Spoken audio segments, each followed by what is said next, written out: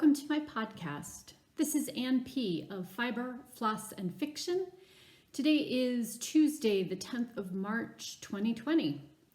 I hope everyone is doing well. A hearty welcome to any new viewers. I hope you find a reason to come back and visit with me in the future and that you enjoy some time with me today. And if you're a returning viewer, of course, a welcome back. I'm always happy to see and hear and interact with you guys and all of that good stuff. So today I'm going to try to keep this fairly short. I got a lot of running around to do. Got my notes. Think I'm ready to get started. General life update. Things here are good. We had gorgeous spring weather this weekend. It's a little bit cloudy today, and it's actually supposed to be kind of unsettled the next few days.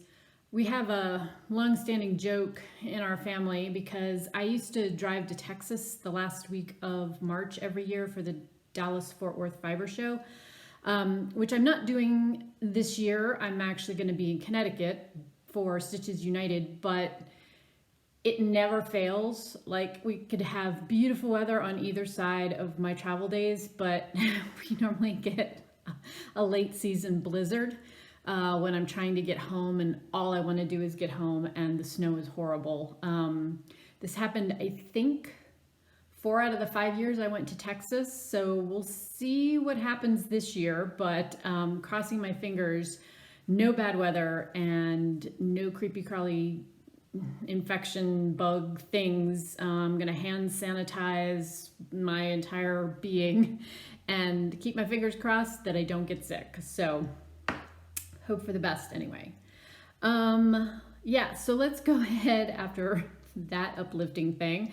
I hope all of you are avoiding the current COVID-19 virus and quarantine and everything that's associated with it. Let's go ahead and jump on into knitting, and we'll talk about that first. So I have 2 projects to show you all this week in my knitting list of things I'm doing. Let's start with the socks. These are both ones that you saw about 10 days ago. Aimee Stewart, Curious Handmade Luminary Socks. These are from the 3rd year, I think it is, her Sock Society. But they are from this year. They're the release that just happened at the beginning of the month of February. And I am knitting these in Ocean Wind Knits Blueface Luster Sock, her BFL sock, which is a 4-ply in this pretty blue-green colorway. And I am through the heel turn on these bad boys. Oh, the first one anyway. And then I have been just working on down the foot. So that's what the front of the leg is going to look like. Again, the back is just basic stockinette, so nothing crazy there. Heel flap was written into the pattern, so I am knitting these as written. I haven't done a heel flap in so long because I normally do the fish lips kiss heel. I just sub that in on every single pair of socks I do. It's not very convenient on 2 short circulars, is what I have found out. It's fine on DPNs. I just don't love it. So obviously I'll do the other one to match so that the socks match. But in the future I'll either do something different to turn the heel, or I will sub in the fish lips kiss heel. I like the way heel flap socks fit. The fish lips kiss heel is the only one I've ever done with short rows that I actually like the fit, that they don't keep sliding down into my shoes. And they're not technically short rows, although they kind of are. But at any rate, that's where this is. So hoping to have the first sock done this week. It'll probably be a travel project for me when I head off to Stitches United, because I don't think I'll have the second one done. There's no big rush on those. I'm just knitting them to knit them and use up some stash yarn and all those good things. Okay, the other project, which is kind of what I've been focusing on, is my Soldatna crop. Here is what that looks like. The designer is Caitlin Hunter. This is a top-down yoke construction stranded or Fair Isle knitting sweater. Obviously short sleeves and slightly cropped length, although you can adjust the length in the body. It's very easy to do. I'm going to try it on when I get to that point, like just before the ribbing, and see, because I tend to have to shorten everything anyway, so it may be just right as written.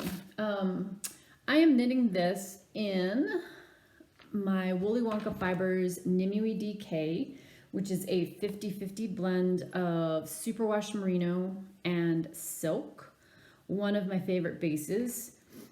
This is gonna look a little bit like a hot mess right now because I literally have all 4 of the colors attached, not because you use them all at the same time, but because I'm apparently a little bit scattered on how I'm knitting this. So I have the yoke done. Let's tuck that inside. The colors I'm using for this are Dark Roast, Seafoam, Miss Anne Elliott, and then House Elf is the speckle dye, which I love how that looks in this pattern. Love it. So I've divided off for the sleeves, and they're not really sleeves, they're sort of cap sleeves. So there's just rows of ribbing to do in this dark brown color. So I went ahead and started on those because I needed something a little mindless while I was on a conference call today.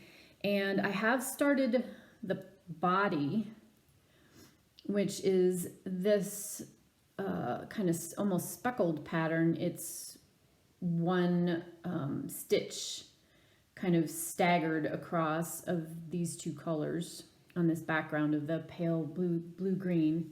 So you can see all the yarn, the ends hanging down and the yarn's all attached, but that is where this is, and I love it so far. I think it is looking great.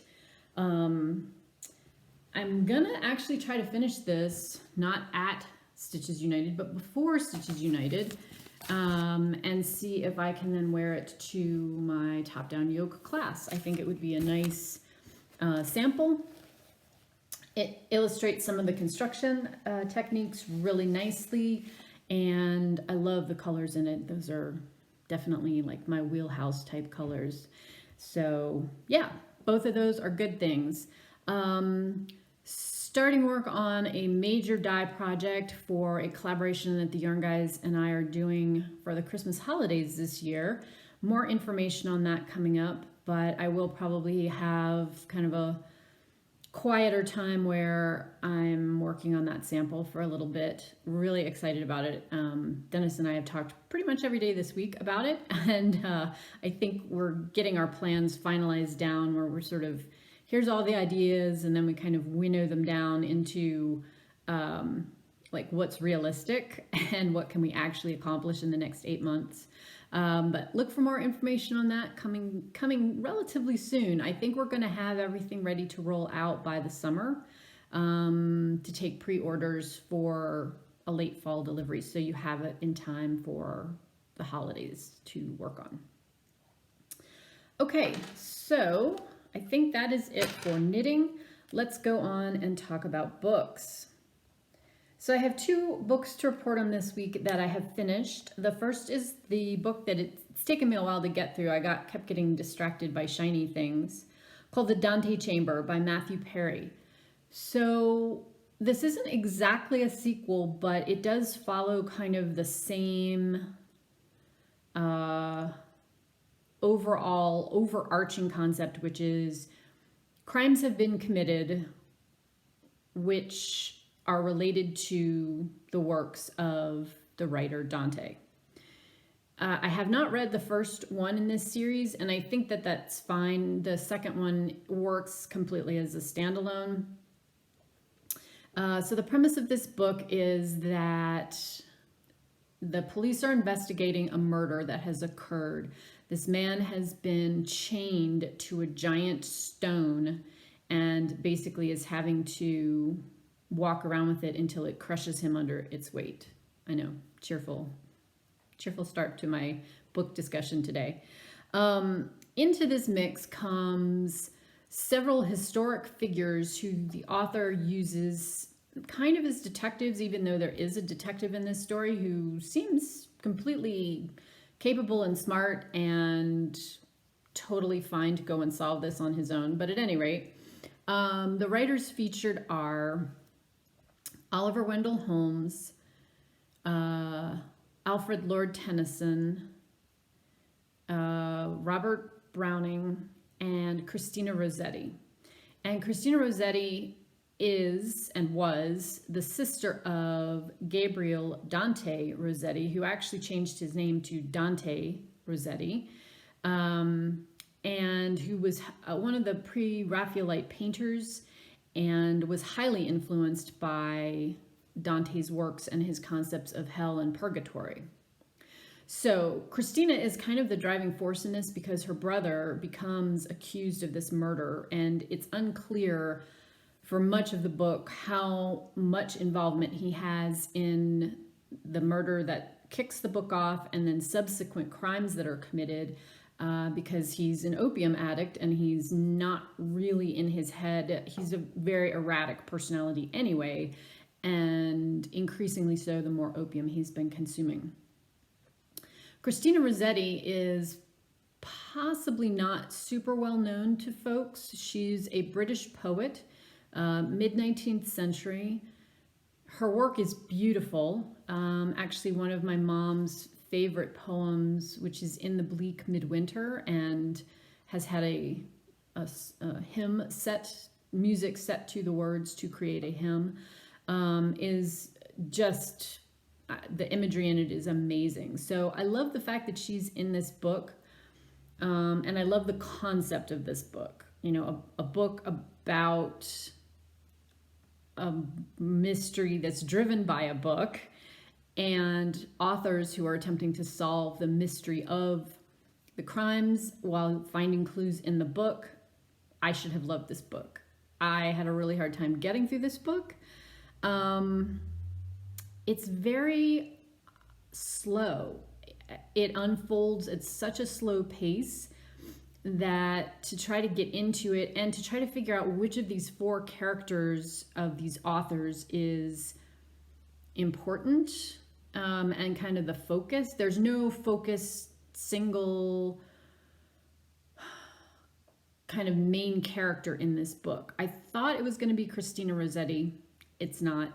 She comes and goes, and that's my problem with it. This book felt to me like it was a little bit disorganized, and I needed to have a stronger, like, sort of single voice or single thread running through it. So I'm gonna say kind of recommended with some reservations. I wouldn't put it on your fast track list to go and get, like, immediately. Yeah, it was okay. Again, I like the premise, I like the concept. I wished I had liked it better, but I didn't. And it's not a very long read, by the way. I mean, it took me over a month to read it, and it should have taken me less than a week. So, moving on. The next book, The Locksmith's Daughter by Karen Brooks. This is another historical fiction book. A little bit of a mystery kind of wrapped into it, but that's, I would call it more historical fiction. The main character is a locksmith's daughter, oddly enough. She is somebody who has come back to her family in disgrace. We find out what the disgrace is as the book moves along. I should say it's set during the middle of Elizabeth I's reign, so it's Tudor period in England. And she is somebody who kind of was a daddy's girl in that growing up, she was the only child. Her mother's lost every other child that she tried to carry. And so this girl has grown up kind of helping her father out with his apprentices. So she's very skilled in terms of her knowledge base about the construction of locks, how to pick locks, how to undo locks, and recognize the maker and all of that good stuff. So she finds out that her father, the locksmith, knows Francis Walsingham, who is billed kind of generically in the history books as Elizabeth's spy master. He is somebody who did have a whole network of spies and informants throughout Britain and into Europe who kept tabs on things, assassination plots, but most importantly, they kept track of incoming and outgoing Catholics into what is now Protestant England, and the kind of ever-present threat from the Spanish and ever-present threat from Scotland supporting the Spanish, who were both Catholic nations at that time. So there's kind of all of this intrigue. So her father knows Walsingham. Walsingham agrees to kind of lift her out of this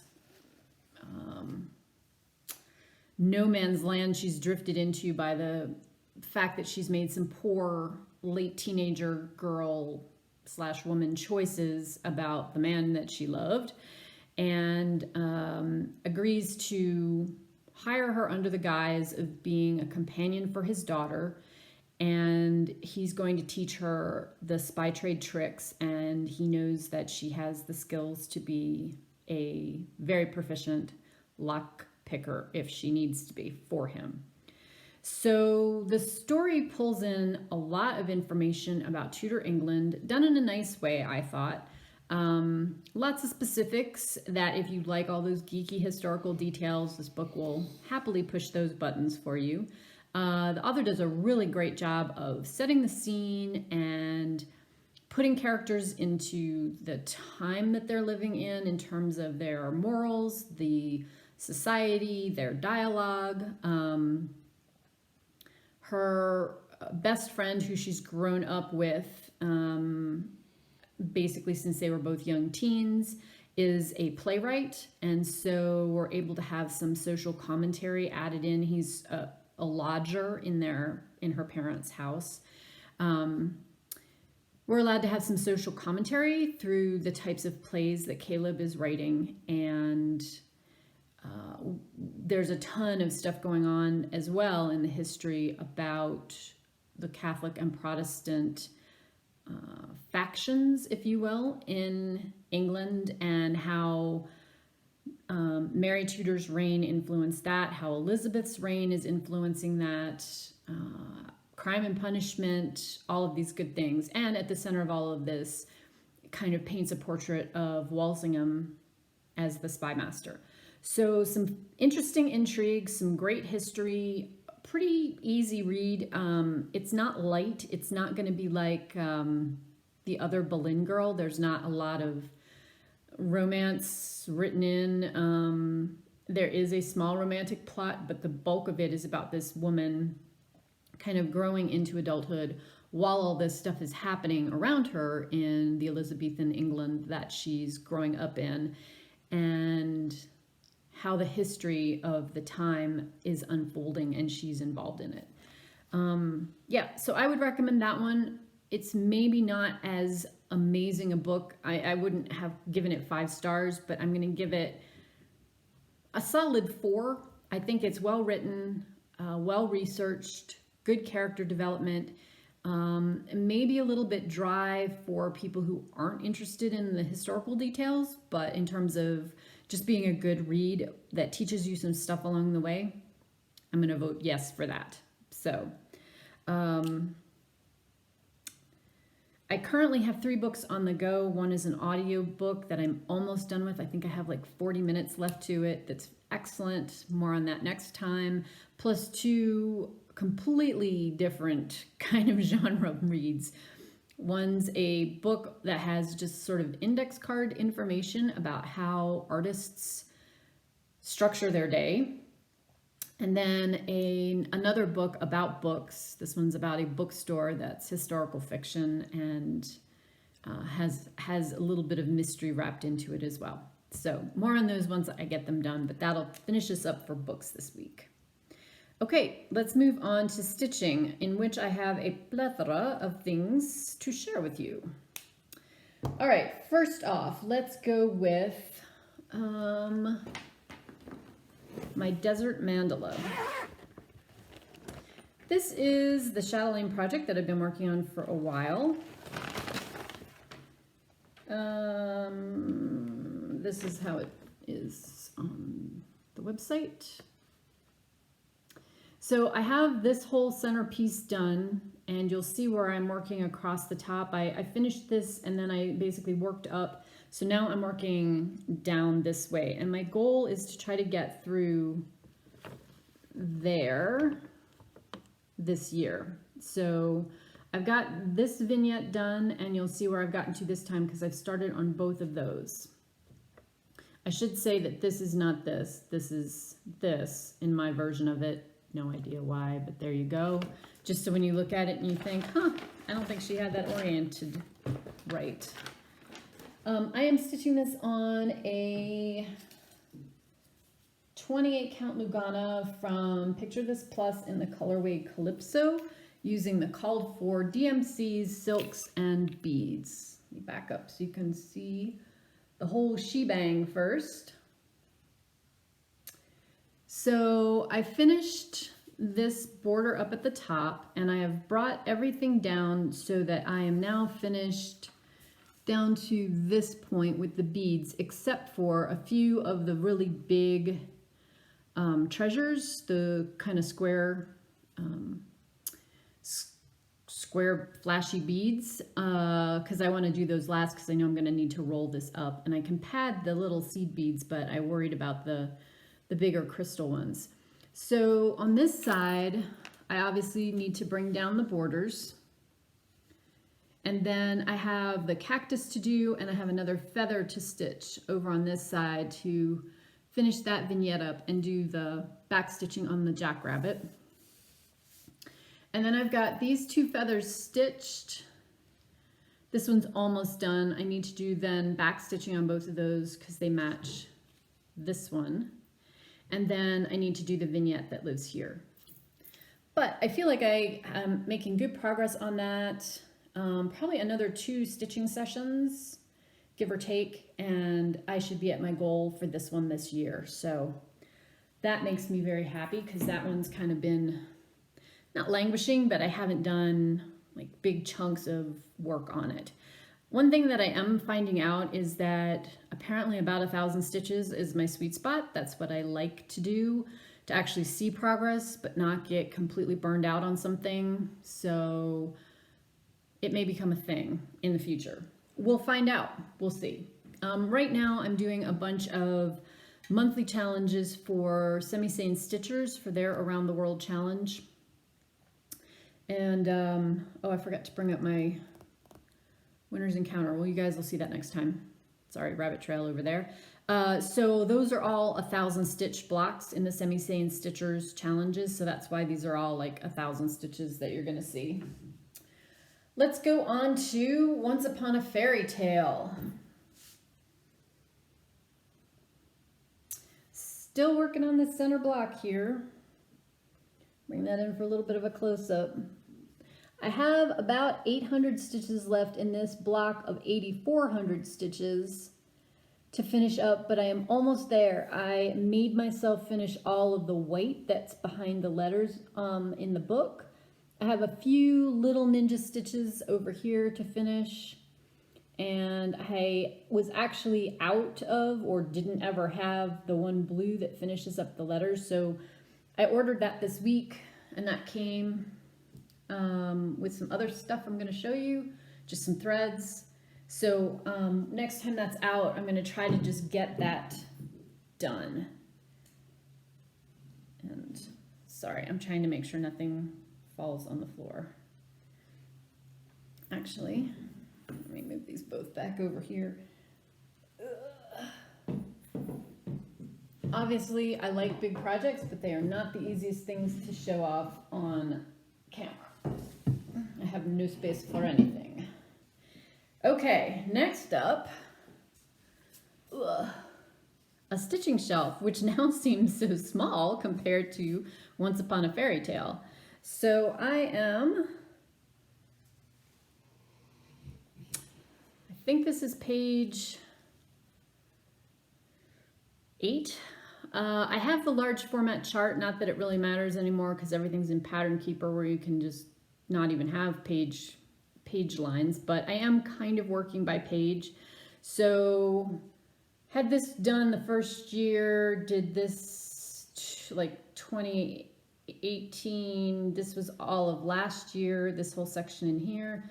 So working on this page right now for 2020, which is lots of the roses. And again, this one will see a total of 1,000 stitches put in it. I've put about 824 into this so far this month. And so I will finish up that 1,000 as we go along. My goal for those is only one page. If you are new here, I'm doing a Stitch 20 in 20 challenge. It's a personal challenge for myself to finish 20 things in 2020, hence the name of the challenge. Some of which are these smaller, like one page. I mean, it's not, I don't have a plan to finish a stitching shelf. My plan is to finish a page of a stitching shelf. So that one will definitely come out more this year. It's a smaller page, so I'm hoping I can actually kind of move along a little bit on it.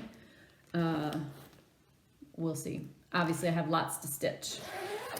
Let's see. So I'm going to bring Winter's Encounter up. I can't believe I forgot that, but I got a page finish on that, and I'm moving on to do more with that because I am 465 stitches, I think, away from finishing up another national park for the Full Coverage Fanatics National Parks Challenge. So that will be out if I have time. I'd like to finish that this month. We'll see how it goes because I've got a week of travel, so who knows. Next up, for a challenge in the 30-day journal and cross-stitch group, I think I said that right, I did 200 stitches in the Pilgrim. So long dog samplers, and I am stitching this. Sorry for the crinkling. This is a 36 count linen. I'm stitching this 1/2.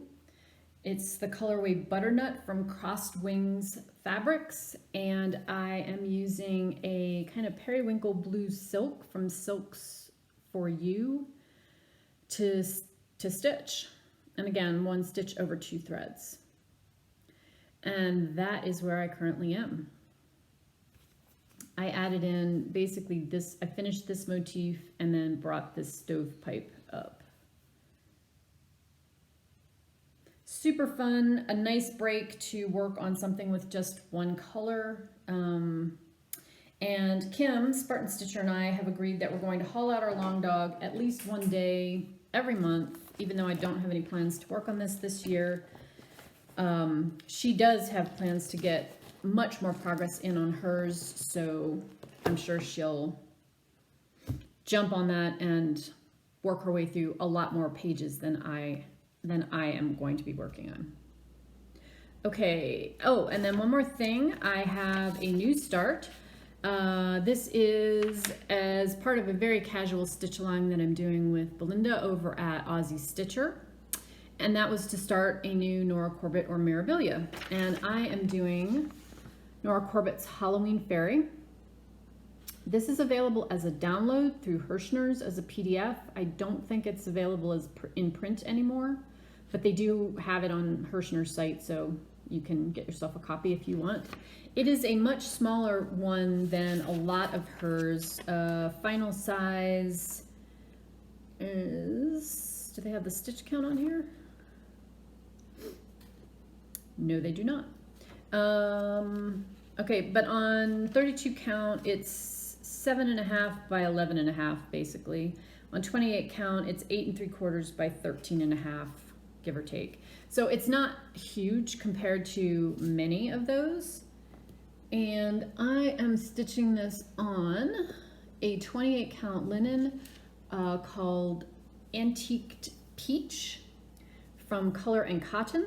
And it is kind of this greeny mottled, it's got sort of pumpkin and green in it. And this is where I am currently. So I've got the start of the top of her skirt here, and this is her bodice, and then this is her nose facing up. So again, I have about 150 stitches left to put into this until I reach that 1,000 stitch mark, which I will try to finish up actually tonight. And got a good start on her. Enjoying that very much. So in terms of what I got, I told you that I bought, well, maybe I didn't tell you I bought two, but I bought 2 skeins of DMC, one of which is the turquoise blue for the Once Upon a Fairy Tale I needed, and then I needed another skein of just plain white. And I could have sworn that I kitted up Halloween Fairy with everything I needed last year. I had all the beads, and they were stored with the pattern and stored with the fabric that I wanted to use, because I've had that fabric from Color and Cotton for a while now, and I had earmarked it for this project. Could not find the Kreinik. No clue what happened there, but hey, 1, 2, 3 stitch. So I ordered those, and those came. I also, I guess I'm really unorganized today because I also picked up a few patterns from the Haid sale. Heaven and Earth Designs had a 54% off sale for leap year. And I carefully printed those off and then did not bring them upstairs to show you when I filmed today. So I'll put it on my list to talk to you guys about next time, because I am kind of trying to keep this short. I got a ton of errands to go run and do today. Just middle of the week stuff. So anyway, let's see. Did I hit everything else? Yes. Okay. So I think that's going to be it. I'm not going to be back next week, I don't think. It will probably be April by the time I see you guys again. Is that a truth? Yeah, it'll probably be April by the time I see you guys again, by the time I go and come back from Stitches West, unless I can sneak a short one in right before I go, which I may try to do. So a little bit off my normal schedule, but this will at least get us started, so you guys aren't waiting all month to hear from me again to talk about my various and sundry things. So thank you all for tuning in today. I appreciate that as always. I hope you are well in your corner of the world, and I certainly hope you stay well. Take good care of yourself. You know, lots of vitamin C and fluids and all those good things, and you know, just hand washing, and then wash your hands again. Not enough hand sanitizer and soap in the world some days. So until next time I talk to you all, be well.